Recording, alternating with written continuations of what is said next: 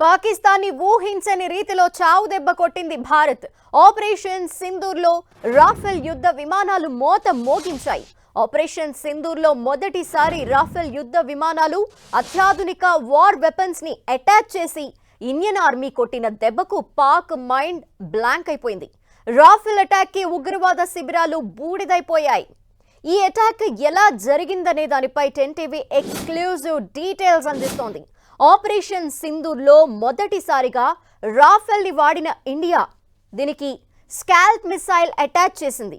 దీంతో శత్రు దేశంలో టెర్రర్ క్యాంపులపై కోలుకోలేని దెబ్బ కొట్టింది స్కాల్ప్ మిసైల్. స్కాల్ప్ తో పాటు హ్యామర్ గైడెడ్ బాంబ్ తో డబుల్ ఇంపాక్ట్ పడింది. గురి తప్పకుండా కొట్టడంలో స్కాల్ప్ క్రూయిజ్ మిసైల్ ని మించింది ప్రపంచంలోనే లేదు. 9 ఉగ్రవాద స్థావరాలపై నిప్పుల వర్షాన్ని కురిపించింది స్కాల్ప్ హ్యామర్ గైడెడ్ మిసైల్స్. దాడులకు పాకిస్తాన్ ఆర్మీ కూడా గజగజ వణికిపోయింది.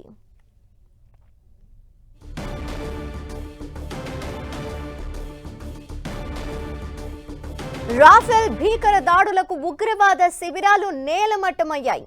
స్కాల్ప్ మిసైల్ కి ఇంకో పేరు స్టార్మ్ షాడో. చీమ చిటుక్కుమనకుండా భూకంపం సృష్టించడంలో ఈ మిసైల్స్ గైడెడ్ బాంబులదే కీలక పాత్ర. 300 కిలోమీటర్ల దూరంలో లక్ష్యాల్ని కూడా ఇంచు మేర గురి తప్పకుండా కొట్టగలిగే సామర్థ్యం స్కాల్ప్ మిసైల్ సొంతం. అర్ధరాత్రి చిమ్మ చీకట్లో కూడా టార్గెట్ ని మిస్ కాకుండా స్కాల్ప్ మిసైల్ శత్రువులపై విరుచుకుపడ్డాయి. ఐఎన్ఎస్ జీపీఎస్ నావిగేషన్ సిస్టంతో శత్రువుపై చావు దెబ్బ కొట్టే పకడ్బందీ weapon SCALP missile. Infrared signal తో బీభత్సమైన దాడులు చేసే స్కాల్ప్ మిసైల్ ని యుక్రెయిన్ యుద్ధం తర్వాత మొదటిసారి ఇండియానే వాడింది. రాడార్ కి కూడా దొరకని స్కాల్ప్ హ్యామర్ గైడెడ్ బాంబ్ తో డబుల్ ఇంపాక్ట్ ని క్రియేట్ చేసి కొట్టింది Indian army. Hammer A2 ground bomb దెబ్బకు ఉగ్రవాద శిబిరాలు నేలమట్టమయ్యాయి.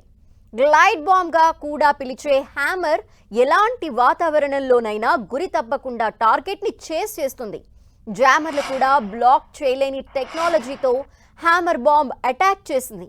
సమయం చూసి scalp cruise missile hammer bomb తో విరుచుకుపడ్డ రాఫెల్ బీభత్సమే సృష్టించింది. ఇండియన్ ఆర్మీ దెబ్బకు పాక్ గజగజ వణికిపోయింది. 9 చోట్ల ఉగ్రవాద శిబిరాలు మట్టి కొట్టుకుపోయాయి.